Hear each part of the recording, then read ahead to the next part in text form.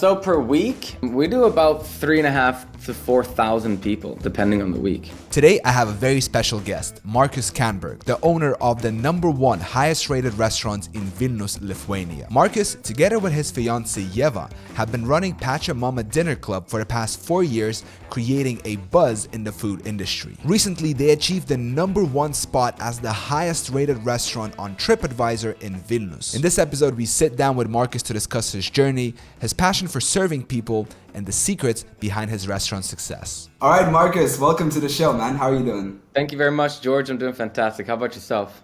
I'm doing very good. Thank you so much for taking the time and actually doing this. I would like to start it off by asking you to tell me a little bit about yourself. I know you from before, but I'm sure that the listener and the viewer wants to know more about you. So please tell us about yourself and how you got into the restaurant business. Sure. Well, my name is Marcus Kannberg. I'm actually 27 years old, Swedish national, but born and raised very internationally, born in the United States. I was raised up in Asia most of my life, 17 years in Singapore and 2 years in Bangkok. And also 3 years in Spain, where I actually graduated a hospitality degree. So it's a Bachelor in Business Administration and Hospitality Management. And that's, let's say, my turning point where I really got into hospitality. I started hospitality when I was just 15 years old. I got a summer job in a 5-star hotel in Mallorca, which was, let's say, my first job, which was super exciting, which was, let's say, the biggest eye-opener to what hospitality was and a bit of soul-searching. And I realized I love people. I love serving people. I think it's an absolute pleasure to do.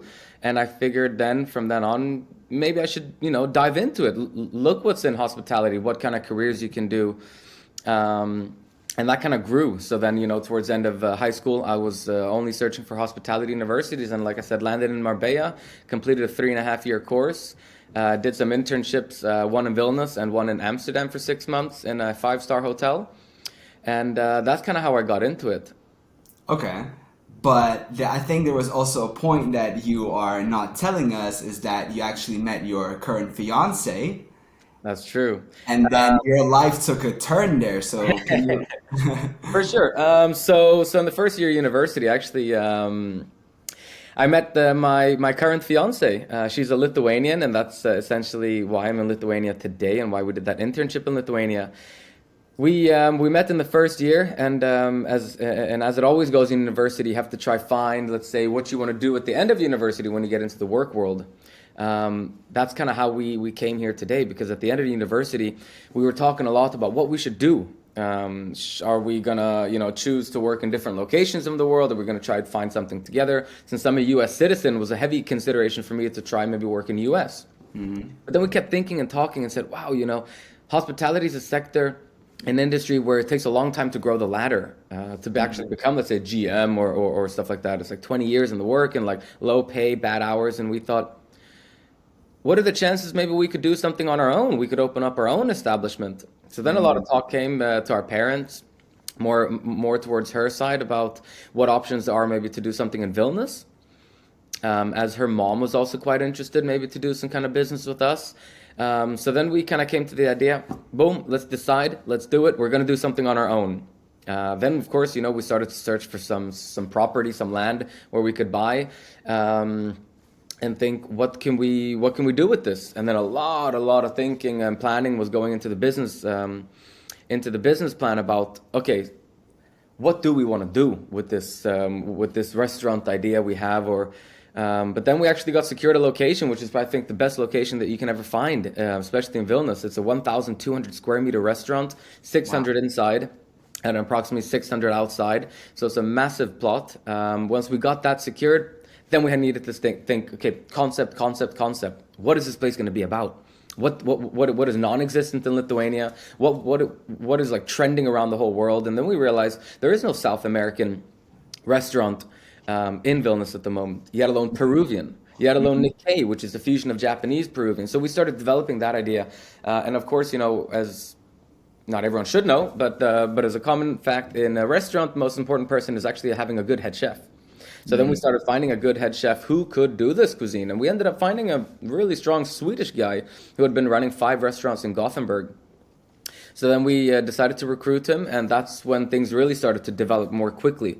Like I said, it's an important figure in a restaurant that's going to help you propel forward and get you, let's say, more ideas about what kind of cuisine you're going to have, and with that cuisine, what kind of service concept you can do, because it all needs to be interrelated to have, let's say, a full dynamic concept. Because if you're missing links, it's a loose goose, and you don't really want to have that. And especially when you open, you want to have, let's say, your standards, your way of doing things, and try not to deviate. But of course, you're going to change things along the way. But you know, focusing that you have a strict concept in the beginning is super, super crucial. And that's kind of what we had a big focus on when we got that head chef. We really started to move forward. And then, you know, we were young at the time. We were 23 years old, just fresh out of university in a sense. But we started building this business, the whole business plan and everything, 8 months before graduating. So we were working a lot online. So this is interesting because you said that, you know, you were fresh out of university, super young, and I'm sure, you know, people who are watching and listening this are also probably young as well. Yeah. And they're thinking to themselves, okay, man, this Marcus guy, you know, he's running for 4 years, this like massive operation in the middle of Vilnius. Where did he get the money to do that? I mean, because not, you know, it's not like you just kind of, oh, I'm going to open up this thing. So how do you go about financing this project? So actually, we got the whole investment by my fiance's father. He decided to invest in the restaurant. So, you know, we had to, of course, come up with a clear structure of what we wanted to do. Let's say, what's it going to cost? And then we proposed, and he accepted to invest in us as, let's say, an investment for his daughter and for me for the future. Had to prepare a bit of an ROI as well, return on the investment, and see, let's say, if it's a feasible business to start, and that's kind of how we got going. So thankfully, have you guys broken even? Oh, yeah. You have. How long did it take you? How many years? 3.6 maybe, like 3 years and 6 months. Okay. And we've been open for 4.5 years now, so. Okay, very nice. Yeah, but you know, yeah. So we started making profit, like monthly profit, let's say, where we started to break even from the monthly expenses. Because, you know, in the beginning, you're just, you know, dumping money into keeping yourself alive. Because, you know, you have a lot of startup costs and you have a lot of mistakes and this, and you haven't negotiated anything with the suppliers so well yet. And, you know, you need to prove yourself to the suppliers that you are worthy of a business that's going to last a long time. Because then that you can really start negotiating. So, yeah, we started turning profit after about five months. Wow. Yeah.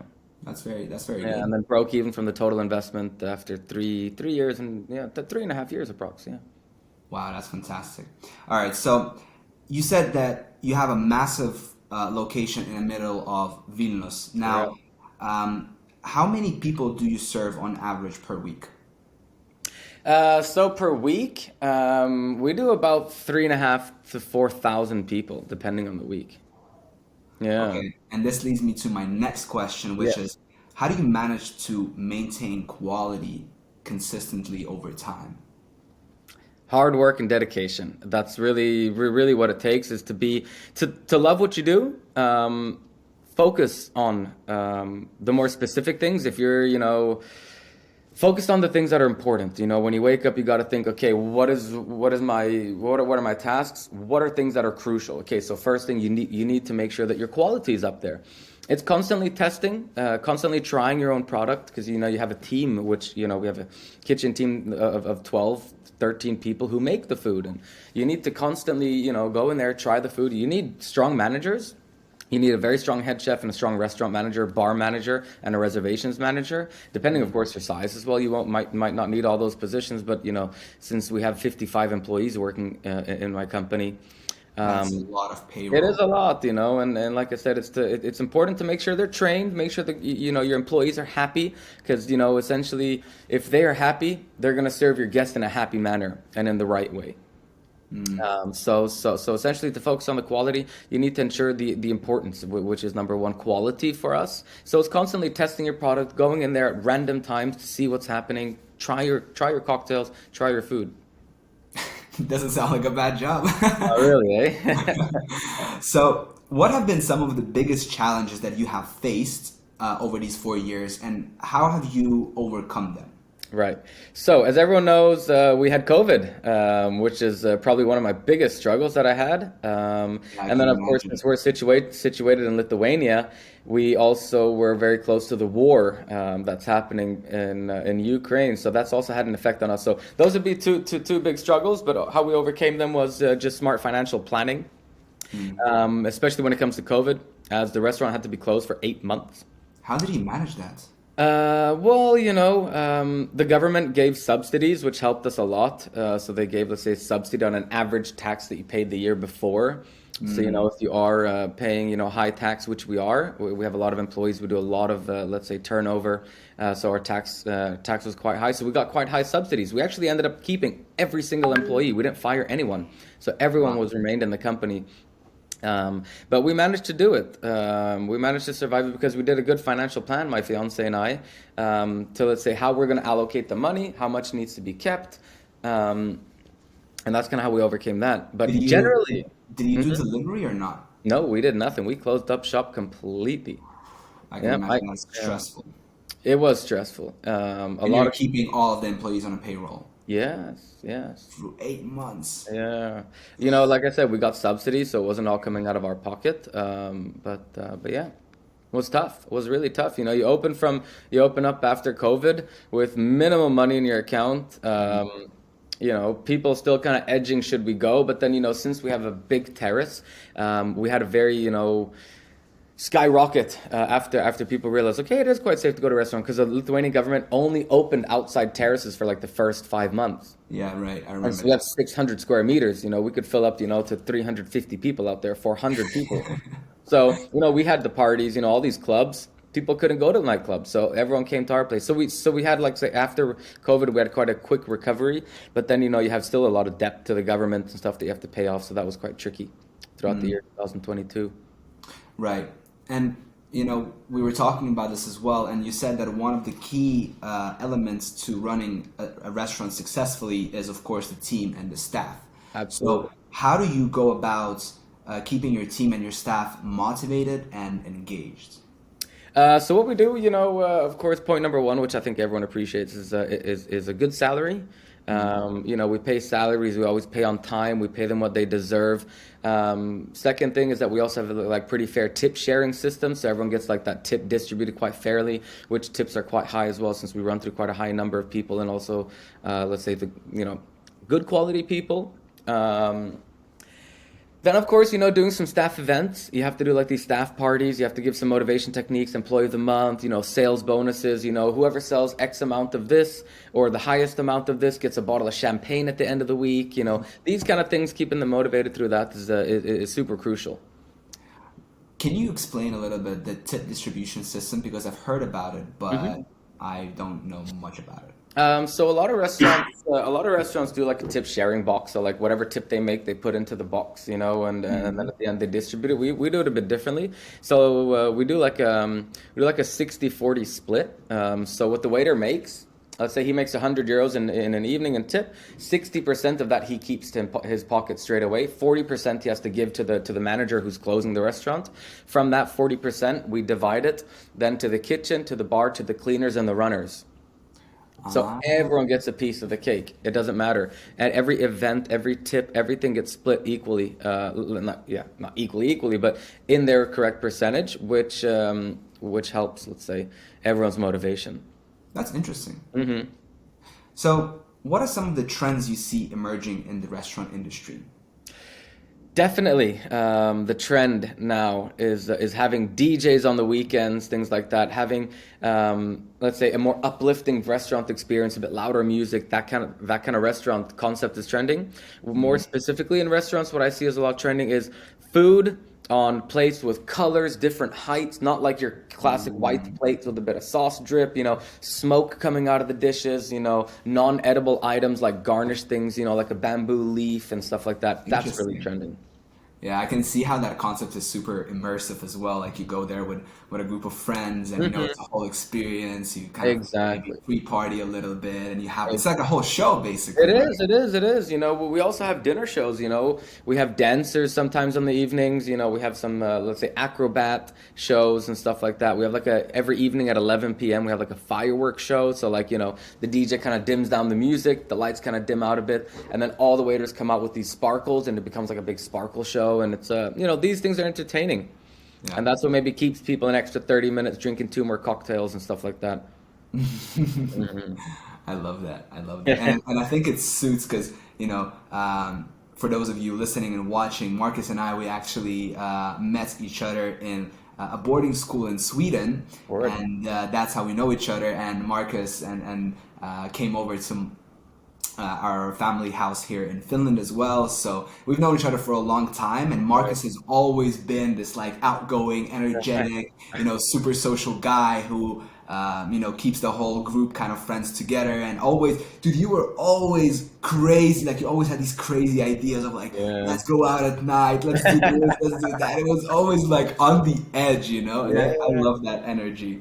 So what like if someone is listening to this and watching, right, and they find that they relate to your story, right, and they feel like they would like to perhaps get into hospitality and into the restaurant industry, what advice would you give someone considering opening their own restaurant based on your experience and your insights?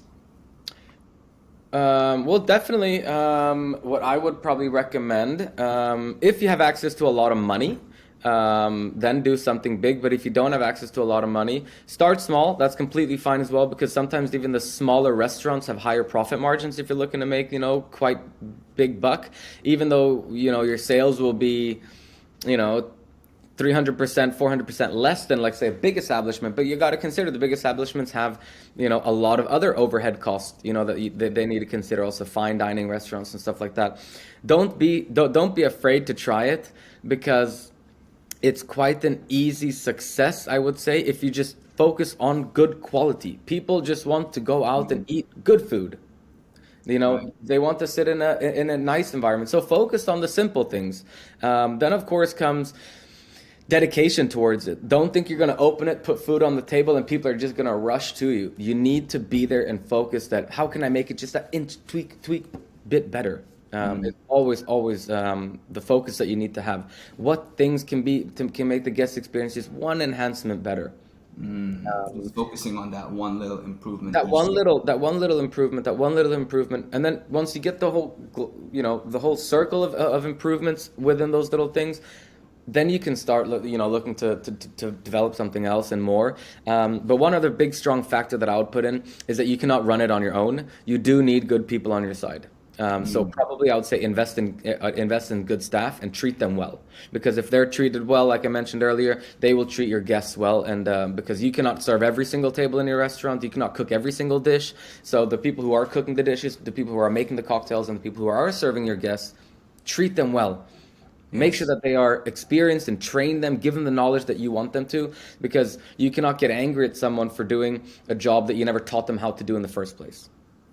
Interesting. And you said that, you know, if you have money, if you have access to money, go for something bigger. But if you don't, you can also start small. So let's say let's play a little game, right? A hypothetical game. So Yeah. let's say that you would like, knowing what you do know now, right? Yeah. And you had to start from scratch and you didn't have access particularly to money. How would you go about starting this again? Let's say I didn't have access to, I didn't have a direct investor. Yes. Wow. There are, you know, restaurants are actually is an industry, is a business that a lot of rich people want to be associated to a restaurant. Because it's a status thing for a lot of rich people to have a restaurant. To at least be an investor in a restaurant. You can do your meetings in a restaurant. You can invite your business partners, you know, their investors and stuff to the restaurant. So, you know, if you don't have so much money, There are people who do want to put money down. They're just not being offered anything valuable from people because they don't want to open it themselves. They just want to put the money down and have someone do it. But then they say, "Oh, I'm part owner of this business." And rich people do want to be associated with restaurants. You can see it a lot over the world. Some guy in a tech company has a restaurant. It's like, why does that guy have a restaurant? Well, because it's a status thing. Come to my club. Come to my restaurant. So there are people who do want to invest in that. So I'll definitely go for, let's say, these kind of businessmen and businesswomen that could be potentially your investors. And if you not access to that, you can definitely save up, 10,000 euros and start maybe a food truck. That's also an option. Start up some kind of food truck, some kind of stall. Start small. I know a guy here who opened a like 8-10 seat sushi restaurant, and he learned how to make sushis, and he just and now it's booming. Now he has 3 locations, of course smaller, 15-20 seats, but dude's making money.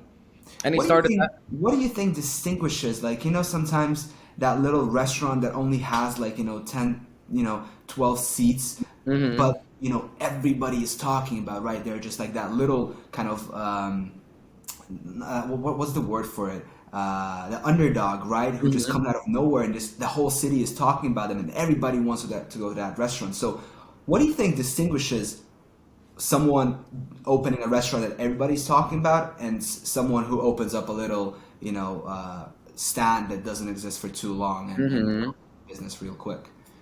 Uniqueness in what you're serving. Essentially, there's a super famous place here that sells like French fries, but in all varieties. You can get French fries with cheese, French fries with bacon, and it's just like the topping of the French fries. And that's like a simple thing, small place, but he's super unique in what he's doing. Going back to, let's say, this Japanese sushi restaurant, what they did, they focused on super expensive cost of their products. So like the best bluefin tuna you can get, the best yellowtail fish, high quality rice from Japan. So he did something, not your basic kind of sushi city, these kind of like average sushi places, but he went for like that super fine quality, pairing it then with like sake, which is the Japanese alcohol beverage, spirit, and he focused on that, like, let's say, high quality Japanese, and that's what kind of differentiated him, because he's not doing these like regular maki rolls. He has a set menu of like 10-15 items, and so I'd say essentially the uniqueness of what you're doing.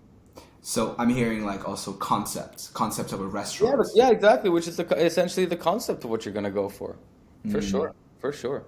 Interesting.